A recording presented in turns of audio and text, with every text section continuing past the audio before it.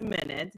He's a three times TEDx speaker, published author, started a couple of companies, communities, nonprofits, variety of other things that we'll learn today about. And Arthur is an advocate for building with purpose and champion for diversity. And certainly I have felt firsthand how kind and giving he is. And I'm excited to welcome Arthur to the show. Thanks, Vlada. Really appreciate being here. I'm excited for this conversation. Fantastic. Well, I want to start with your story in your own words. Sure. Well, so I grew up in a single parent family in rural Northern California. Grew up as an evangelical Christian. I came out halfway through college, and really honestly, Vlada, felt like I was always an outsider in a lot of my early career.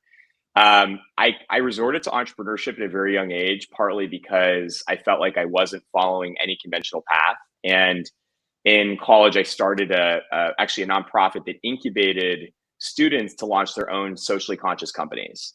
And I became very excited about this idea that, first of all, anyone with a great idea and enough work ethic and enough community can bring their ideas to life. So we kind of debunked this idea that you have to be of a certain age to become an entrepreneur. We saw over 3,000 students that were freshmen in college launch their own companies.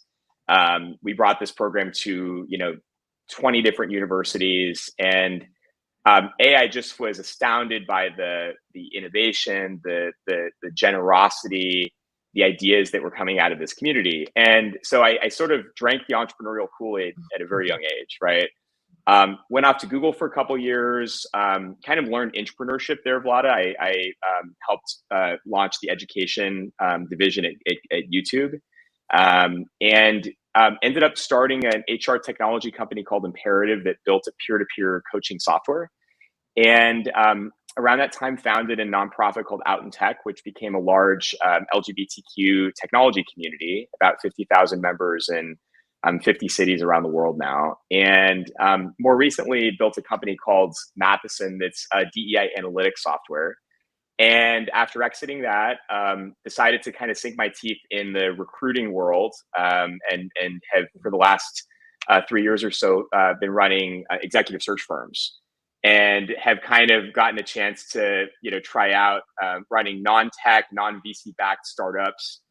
Still a lot of purpose, but different business model. And now I invest in and advise startups. And a lot of my joy and my passion is, I think something we share, Vlada, is seeing the next generation of entrepreneurs bring their ideas to life and helping them do so, What a fantastic story, Arthur, and so much to unpack. And we'll dive into that. But I remember that I forgot to introduce myself. I'm Vlada Lotkina, for those of you who don't know me. I'm an exited founder. Was having scaled my ad tech platform to 5 million users. And I'm also a startup mentor and about to make an exciting announcement about launch of my mentorship program. And so I will share more about that too. Back to you, Arthur. So if we think about your path to social entrepreneurship, right?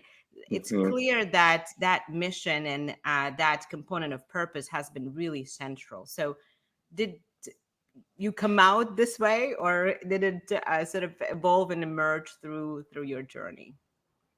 It's a really great question. Vlada, I think for better or for worse, at a young age, I just saw business and purpose and business and social impact as inextricably linked. I never saw, starting a business as a job, as just a means to make money. I always sort of saw it as a chance to reflect your values and to leave the lasting change you want to see in the world. And with our program, the Compass Fellowship, it was very much the same mindset that if you're going to build something, think about how you want to leave the world differently. Think about your own personal values. Let your business be a reflection, be a manifestation of what you stand for. And I think if we're only focused on making money with our businesses, we're missing a big opportunity there. And so this is what I love about the, what you've created, right? In all the ed tech innovation that you've led. Impact was every time you signed up a new student, a new user, a new parent, you were making an impact and you were driving revenue. And I think those two, can be hand in hand. So I know it's a cliche statement, but I really believe you can do good while doing well. And the best businesses are the ones that the fabric of them growing and making more money is actually making the world better. Yeah, absolutely. And I still remember how I faced this problem with parent communication. I saw how outdated it was, and I knew I wanted to be the best parent I can be. And I failed at every corner because I was missing all of these assignments, announcements, and whatever else. And then I started doing research. I found how meaningful that is. It's actually three Mm, times more predictive of student success than family socioeconomic status, actually, family engagement and yeah. education. And it was mind blowing how that problem wasn't solved. And so I certainly echo that. So, um, talking about sort of that conflict, right? So many Yeah. believe, and I have to say, right, having built a purpose built business, Yeah. I have a lot of scars from primary education, Yeah. right? It is a tough, Yeah. tough nut to Right. crack, right? And with all of its problems, have you experienced that scaling and building a company with this bigger social purpose and doing good? Do you think it's more difficult or less difficult, or was it my tech sort of Mm. dimension that made it perhaps more challenging? I think it absolutely can be more difficult. One thing I have to say, there were times in my entrepreneurial journey where the people I was building with and myself we were so captivated by the purpose, the mission, the chance to make an impact and innovate. Sometimes we were actually ahead of the market, right? We were too early. And that's not a great place to be in, where you're not, you're not fully achieving product market fit because you're so far out there, right? And I do think this is sometimes an innovator or a social enterprise leader's dilemma. I think when you're oftentimes thinking so progressively about where the world can be, it sometimes is hard to sort of meet the world where it is today, right?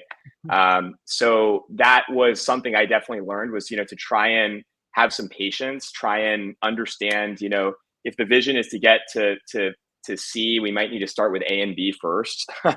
um, it was also, I think get really disciplined about repeating the same thing and not having to constantly reinvent yourself as a product. I think Mhm. sometimes the social entrepreneur can be very interested in they can get bored really easily and want to always solve the next problem. And that might mean, starting and handing the business off. In my first case, I was able to kind of successfully exit and find great new leaders to scale after I was there. Um, it also might mean that you have to just discipline yourself to say, look, we're going to continue to repeat the same thing until we achieve the scale we want. And I'm here along the ride to do so, but I think a lot of times, between constantly innovating and constantly getting bored, that can be a real challenge for folks that are in that position. And I wonder, sort of going back to kind of how you measure, right? How you measure business results, we all know, right? So you obviously have your growth metrics that might be more important at some time, profitability, unit economics, right? MRR, retention, whatever else, right? But Yeah. when it comes to impact, like if you look back at your companies and OKRs or whatever methodology you use, like was there a social metric specifically measuring what you are accomplishing? Yeah. Well, so for Imperative, we were very much at the helm of trying to redefine like basically the metrics for success at work. And our thesis was that employee engagement is not enough in terms of measuring people's well-being at work. We need to look at something greater. We need to look at their fulfillment. We need to look at their sense of purpose, their sense of meaning in their jobs every day. And so one of the things we did as a company, kind of around thought leadership, is we pioneered a new set of metrics. And in doing so, we had those metrics become the barometer for how we measured our own success. And so we were looking at, what's the total number of employees we're engaging, similar to your business, right? Like the total number of users. We were looking at what's the overall fulfillment and meaning of users that are on our platform. What's the social connection that they're making when they're using it? What, are we seeing any impact in productivity and collaboration and some of the metrics around how people relate?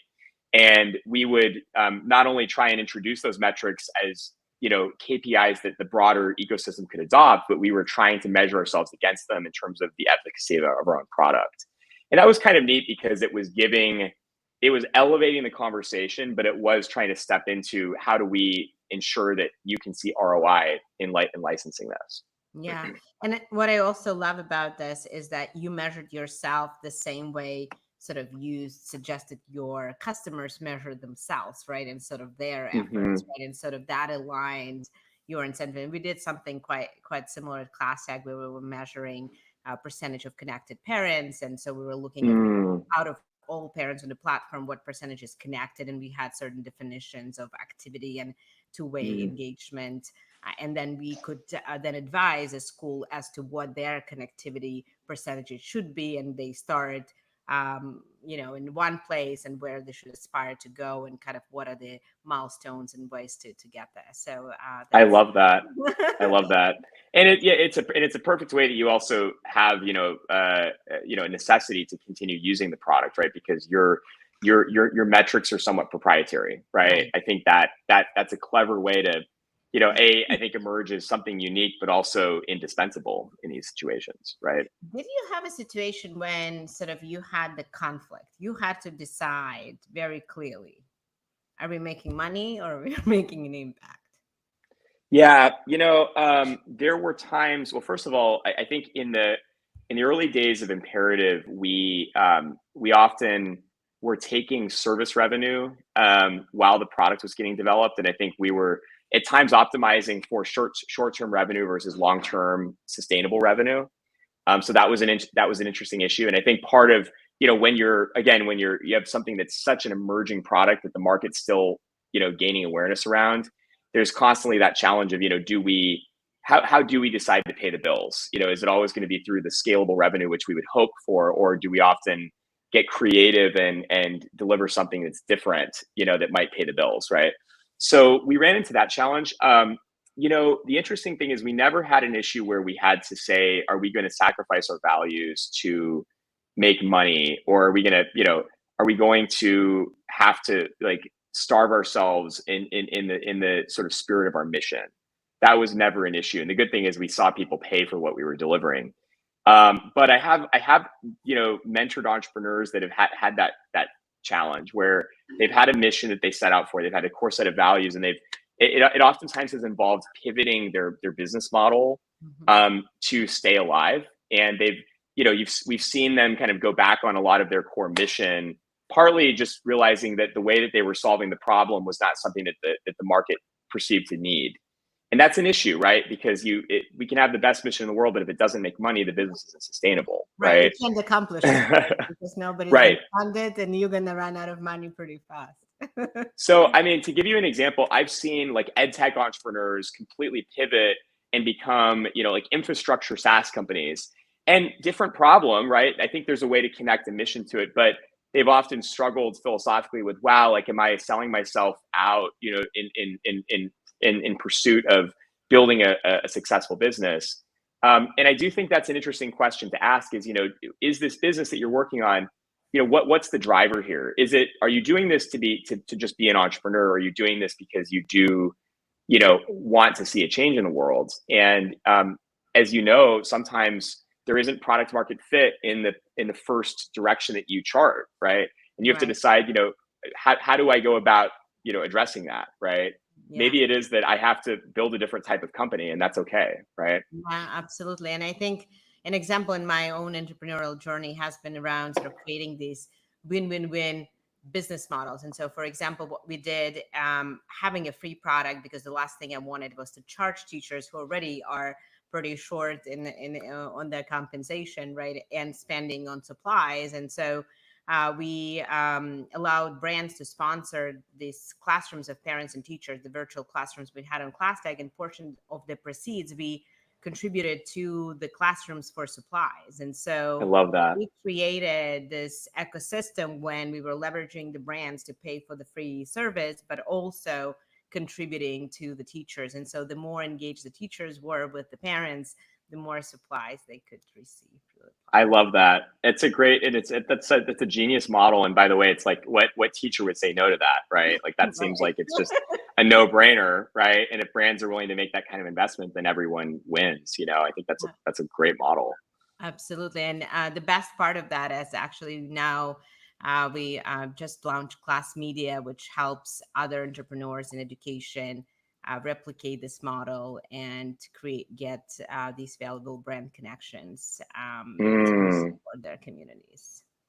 So I love that's that. next impact journey continues on that front as well. But going back to so we talked about nonprofit innovation, for-profit innovation. Can you talk about sort of maybe the, I don't know, design principles, or sort of how do you think about both? And as you said, they go hand in hand, but are there really differences there? Yeah, it's a really great question. So I know everyone has a different take on this. I'm of a core belief that if you are an entrepreneur, you can show up and be an entrepreneur in a lot of different mediums. And so some of my favorite entrepreneurial individuals are in the government right now, or they're running a nonprofit, a 501c3, or they're running a foundation, or they're running a for-profit social benefit corporation, right? I'm less sort of centered around what is the structure of your organization. I think that really depends on how you plan to capitalize. So Out in Tech came about when, way back in the day, one of my employers that I won't name here, we wanted to host an LGBTQ happy hour, and they told us that we couldn't invite a whole series of companies because they had some relationship with them and they didn't want their employees at an event under their name.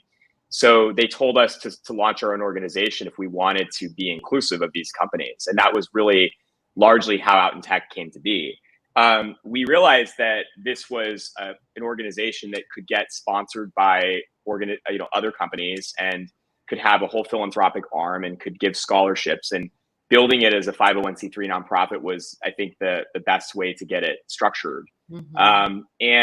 But what I like about pursuing any path like this is the same core design principles of achieving product market fit, building something that can scale, productizing what you're doing applies to the way that Out in Tech has developed. And to the community's credit, while I was part of getting it off the ground, the community itself has innovated and brought it to these amazing new heights. There's a digital core of engineers around the world that build websites and technology for developing nations that are trying to do LGBTQ advocacy. There's a mentorship program that and a scholarship program that gets at-risk LGBTQ youth into boot camps and into universities, and so many amazing innovations that came out of the community. We didn't even come up with them. But what I like about it is, so many of the same design principles around,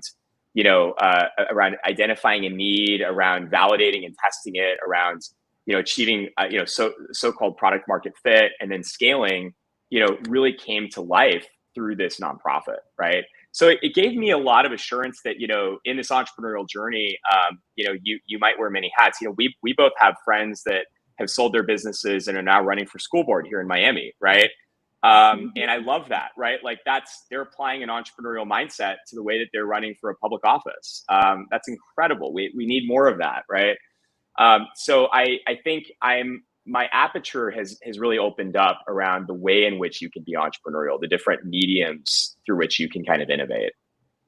Absolutely. And I completely agree. I think one path is to have a mission driven business, but if you don't necessarily have a mission driven business, there are many ways that you could also be a mission driven entrepreneur just outside of your core business, right? And there are so many ways to do that, as your great example, building this community that is what, over 50,000 members. that's Mm-hmm, that's mm-hmm. incredible, right? And globally, and or even doing even campaigns, right? And I know a lot more businesses now are starting to do that when they incorporate, even in their affiliate program, the way that they partner with someone, that idea of giving back, right? And sort of Mm. it can take different shapes and forms, right? But ultimately, I think if doing good is important to you, you'll find a way. That's right. You really will. You really will. And I think it's neat to see that that energy can be applied in so many different contexts. And again, I think you are the entrepreneur. It's not the organization where you find yourself that determines Right. whether you're an entrepreneur. It's a Yeah, mindset, right? that's it. That's a mindset. Once entrepreneur, always entrepreneur, right? That's right. That's right. So going back to when you were not entrepreneur yet, and sort of Yep. earlier stages, and we touched on product market fit, which is I think my favorite subject of all, because once you figure that out, then everything else sort of falls into place. But first, sort of how do you decide which idea to pursue? Right, there are some people who are paralyzed because they say, well, I Yeah. could be 50 different things or 100 different businesses, and then they do nothing because they can't Yeah. figure out what to do. So Yeah. tell me about kind of your know-how and lessons learned there. So I will say that throughout my journey, there were times where this answer happened very organically, and sometimes not in a super linear way. If I were to, now that I step back, like when I look at out in tech, it came to be because there was literally a need where we needed an organization to host an event, and the place that we were at would not let us do it, so it came out of like this very natural need that Right. we saw. Other times, I've used the model of Ikigai. You might be familiar with the Japanese model that Hmm. kind of asks you, what are you best in the world at, or what are you best at? Where do you derive the most fulfillment? And basically, what does the world need, right? And when you look at the alignment of those things, I think you start to get some really good centering around.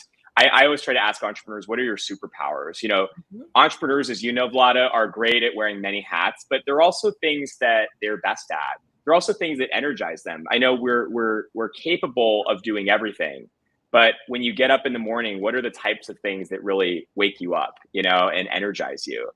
And then I think we start to really be able to test the market around what does the world need. And sometimes I think we can answer that question by even just reflecting on our own issues, our own gaps. For the out in tech example, it was very much like, this is a need we're seeing, and we can turn the dial on ourselves. In other cases, I've interviewed 50 customers to start answering the question of what problem can we solve for you. In the case of Matheson, we saw a very manual DEI consulting space that was doing work that wasn't very scalable, and we realized we could create software to scale it and make it efficient. And that people could pay for it, and there was a market for it because they were already paying consultants, and we could largely systematize and automate a lot of the functions, right? Um, but I like starting more personally. I think a lot of entrepreneurs are, as you know, are constantly just out searching for ideas, and they're not reflecting on themselves. They're not holding up the mirror and wondering, like, okay, fast forward 5, 10 years, is this the thing I'm going to be passionate to wake up and work Right. on? If the answer is no, then don't do it right now. Right. I think so many entrepreneurs love the idea of being an entrepreneur and miss the fact that you are living and breathing whatever you're working on for years and years.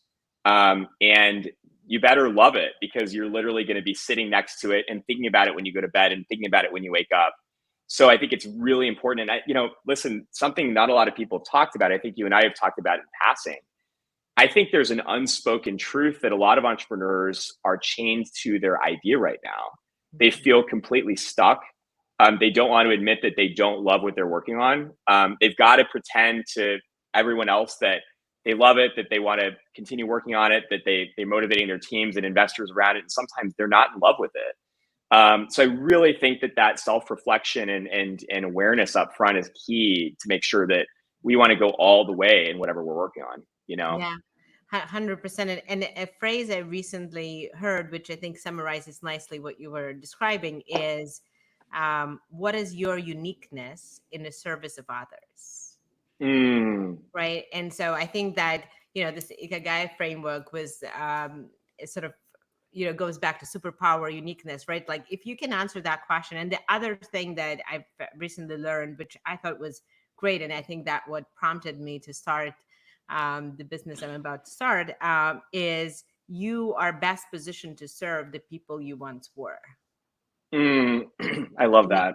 I think that can help a lot of people as well, as especially if they think about sort of transformations, right? You once were or are, right? So, for example, I was solving my problem as a parent back Yeah. then. Now I'm excited to support entrepreneurs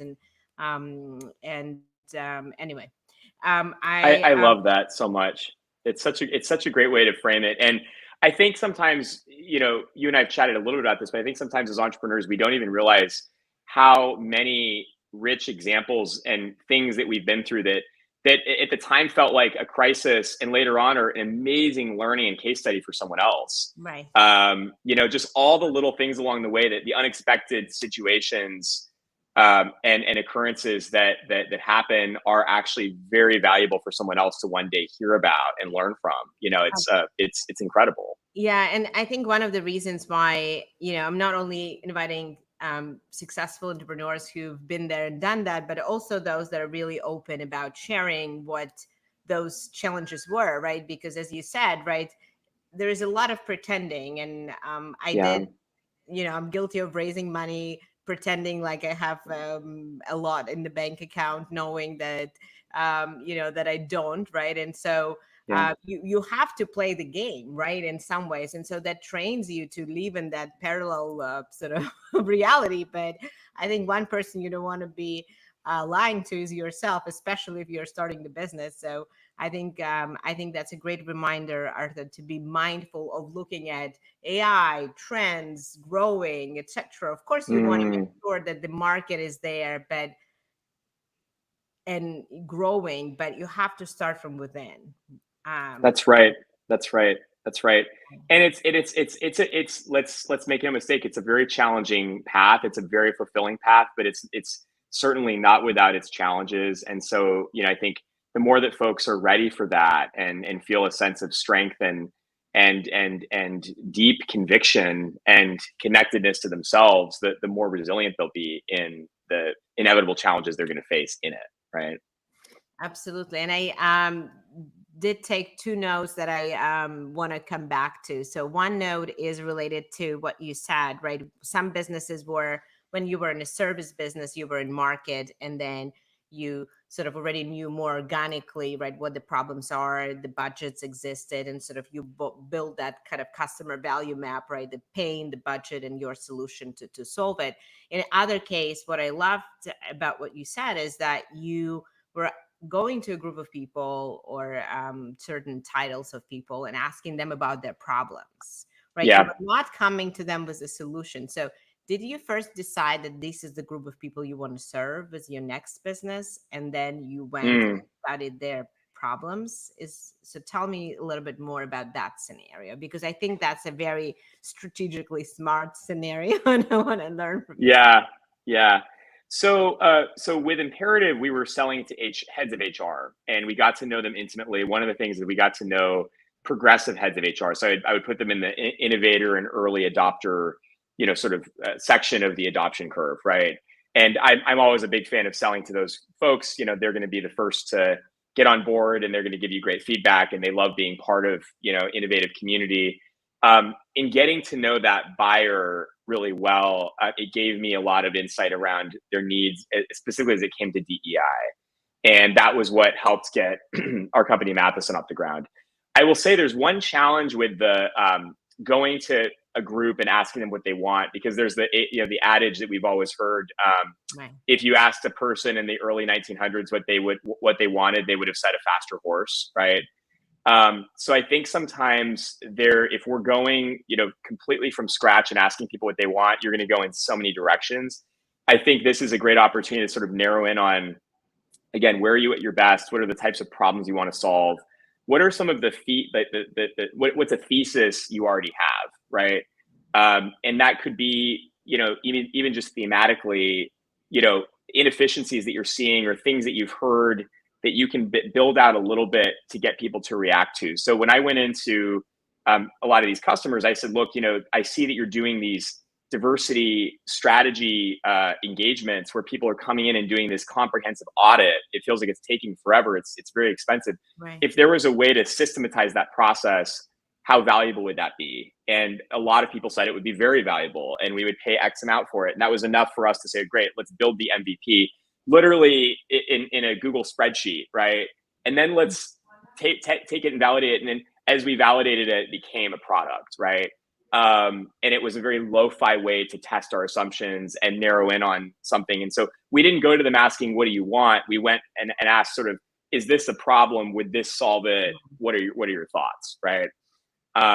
So I've seen that to work really well. I do think a lot of entrepreneurs will wrap around the axle when they have these open-ended conversations. They have all these sticky notes against the wall, and they're like, "Gosh, what do I do?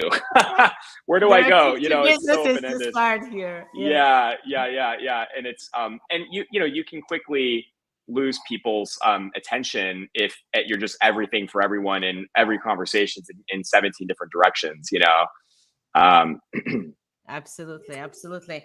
And were there some I don't know, techniques that you use? Sounds like you and then I'm curious about sort of that kind of product market fit. Did you stay with it? Did you continue being close to customers as you got your first sales in? And sort of what was the role of that sort of customer engagement to make sure that you continue to build truly what they need? So something I found to work really well, first of all, was setting KPIs up front that they would use to measure success of the product. I think one of the things I definitely learned is that you will get customers signing up early, and largely what they're signing up for is belief in you as an individual and not always belief in your product. And I made the mistake sometimes of believing a market was further along when they were oftentimes buying charisma and connection, and the product itself was not adding as much value as I thought, right? When they were up for renewal, it was largely relationship driven, and it wasn't, the product is completely indispensable for us, right? So I think it's really important to suss that out. And it's great that people, buy in early. I think in the early days, kind of like a friends and family round with VC, right? Your early customers sometimes are going to sign up for a really nascent product, and it's largely because they believe you'll deliver something, and they're investing in you as an individual, and that's okay, right? That we need our first customers. I think my first couple customers always were the ones that kind of took a bet on me, Right. But I will say that what I found to work really well is to build a product advisory council of trusted customers that will be open to giving you extremely detailed feedback, and they have no reason to be dishonest with you. Even in a customer relationship, it's like a lot of folks, as you know, don't like to give feedback. A lot of folks are afraid to give constructive feedback because they're afraid of hurting feelings. So when you have this dedicated group of target customers that are there just to make the product better, I found that's a really great way to get insight. I love doing user testing. I think the ability to observe users in the act of leveraging your product, and to see where they're confused, where they're hung up, where they see opportunities, I think that's a really rich way to go about getting insight. And finally, I would say that I went about oftentimes trying to get feedback from folks that told us no. And I really wanted to know why, right? It's always great to go to the folks that are, advocates, but yeah. But I think it's important to know why did we lose this deal? What are our competitors doing that we're not doing? What is it that wasn't perceived value for you? Can we use those insights to design around how we expand this market, or we shift the way we think about our product to meet your needs? And oftentimes I would go to folks that said no, and I would ask them, if we did these things, would you be a yes? And that was an interesting way to win back a customer. Was always a really cool kind of achievement, right? Absolutely. That's really, really great insight, and you went through it. And it's funny because now that you've done it a couple of times, it feels sort of second nature. But I think so many things that you talked about actually is, maybe every 3 minutes is a course in itself, right? About sort of how to do that. Yeah. That's certainly lots to unpack. So if you guys are just starting out, maybe do half the speed or go back and forth. That's a great insight, Arthur.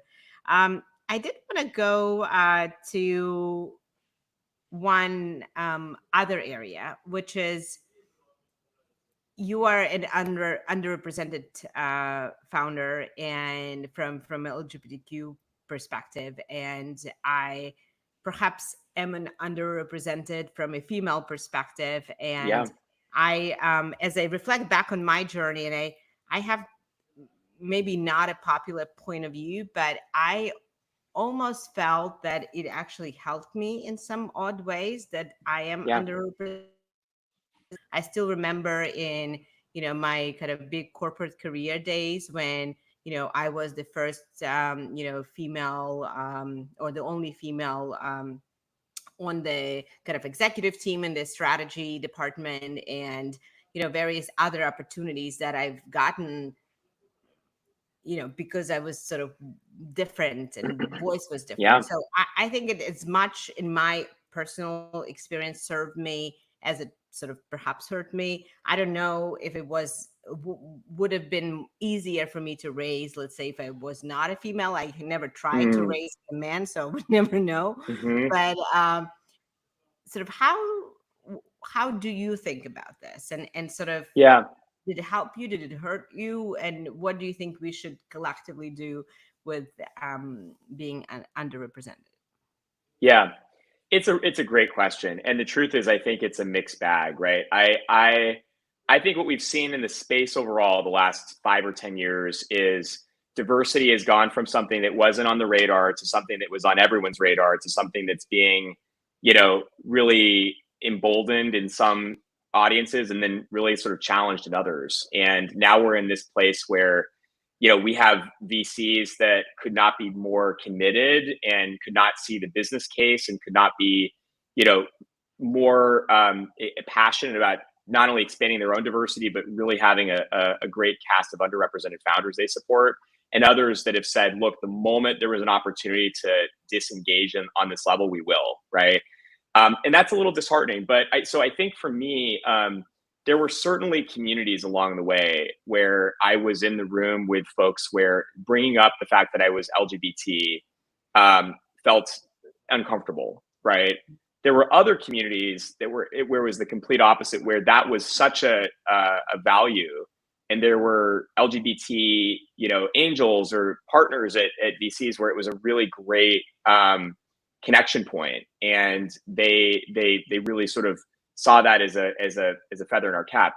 Building a DEI company, as you can imagine, it was a major part of our story, and it was also really important that we built a well represented leadership team and broader team, and that we practiced what we preached. So that was super interesting. I think we're in this place now where sadly it feels like we kind of went 2 steps ahead and 3 steps backward in many regards, and I see underrepresented founders, and I've heard even recent stories of women that have gone to raise in Silicon Valley, and the moment that the partners in the room at the VC saw that they were women, they, sort of, decreased the length of the meeting. Just super surprising things that maybe aren't surprising. And then, later on, they would go and look at the team and realize there were no women on the team, right? So I think we're still seeing things like that. The numbers speak for themselves, right? Underrepresented founders are still disproportionately funded, less than the broader, sort of well-represented communities. So I think that needs to change. I think we need to see VC become more underrepresented, more diverse as well. That builds a lot of empathy and I think connection when we have individuals within decision-making roles that are, themselves from underrepresented communities. So I think honestly, Vlada, there's a lot of work that still needs to be done there. I'm encouraged by the fact that there are leaders that are extremely committed to the work. And I sort of just believe that there will be bright spots that are our shiny examples. And we don't even need to cast out the folks that aren't doing the work. Let's just shed light on the ones that are doing it, and that hopefully will continue to move the space. That's very true. And my little contribution to this is that this week I'm actually interviewing female founders every day I outside of love this that. interview, and it's a Women's Celebration Month, and so I Mm, went out and found those tech female founders, which are not that many, generally speaking. mm, I want to make sure that their voices are heard and others are encouraged and elevated to create and build the businesses they and impact they want to see in the world. So I love that you're doing that. that's my little contribution to that. And I think the other bit I did want to mention on this front is I think what I found is let's say I was entering a room with some venture firm, and they saw my co-founder, who is a taller guy, and they would turn to him and think he's the boss, right? He's the CEO, and Mm. immediately like the body language, and he would say, "Hi, I'm Jason. She's the boss," right? And so I love that that. was really funny, and I do know that there were some questions I was asked that perhaps I wouldn't have been asked, like let's say your row 367 in your model, right? Like we don't think your math adds up. Like that's a strange Mm, question to ask in a pre-seed or seed meeting, right? And so and I mm. know that, but I was prepared, right? I prepared. I had a funny sort of answer to that, and how to hold my ground and show that Yeah, I have my stuff together, and you can't really just walk over it, and yeah, you just need to know what those things are, and just yeah, be prepared. I think that's the that yeah. individually, that's the best we can do to help ourselves. That's true. That's true. And a lot of that is just that you're talented and you do know your stuff. And I think you're right. There are times in these moments where folks are purposely challenging us and they're trying to see if they can get under our skin, or they really there really might be this implicit bias that shows up. And you're right, and it shows up in sometimes even the most minuscule ways of just assuming that so and so is the CEO. I love that your co-founder, by the way, could have reacted many ways, Right. and that was an empowering way to Mhm. respond, right? Mhm. Hopefully, also a coachable moment for everyone else to realize Right. let's not jump to conclusions. You know, Exactly. um, It was really funny, and it's been years ago now, but I still remember that, because I think for me, in a way, it was empowering too, right? When yeah. I knew that I have a co-founder who has my back, and it was very, very meaningful for sure. Yeah, I love it. And by the way, that's a great example of an ally, right? Like you in these moments, there's a chance to step in and to say something, and to not make anyone feel uncomfortable about it, but to still Right. use that as a chance for people to learn and grow. Right. And I think inevitably, as our awareness and our advocacy continues to improve, we hope, we will, individuals will step out of bounds, and I've made the mistake of jumping to a conclusion, and also ensuring that when I was able to learn from it, that everyone knew that I learned, and that it felt like a growth moment for everyone. It wasn't an uncomfortable moment, right? That's a chance that we all have in those types of situations. Absolutely. And um, I know we are running up on time, but I did want to go to one last area, which is really the raw and unfiltered, which usually comes from the main challenges or we experience. And so I would love for you to um, for a very short minute, going back to some the kind of the lowest low in your journey, and of course everyone has them, no matter Yeah. how many TEDx talks you have or books you've written, right? And just maybe share sort of now, kind of looking back, what you wish you had, or what support you wish you had to really empower you and lift you up faster. Yeah. There was a moment I'll never forget when, in my first company, where we had um, taken out a loan, from an investor, and we were just in the very early days, and I had been skipping payroll for myself, and the investor called the loan much sooner than we thought they would. And I literally thought we would be done. And they wanted the loan like paid back on Monday, and it was like I was looking at the bank, and we didn't have it. And we miraculously were able to raise a round and we were able to get things off the ground from there.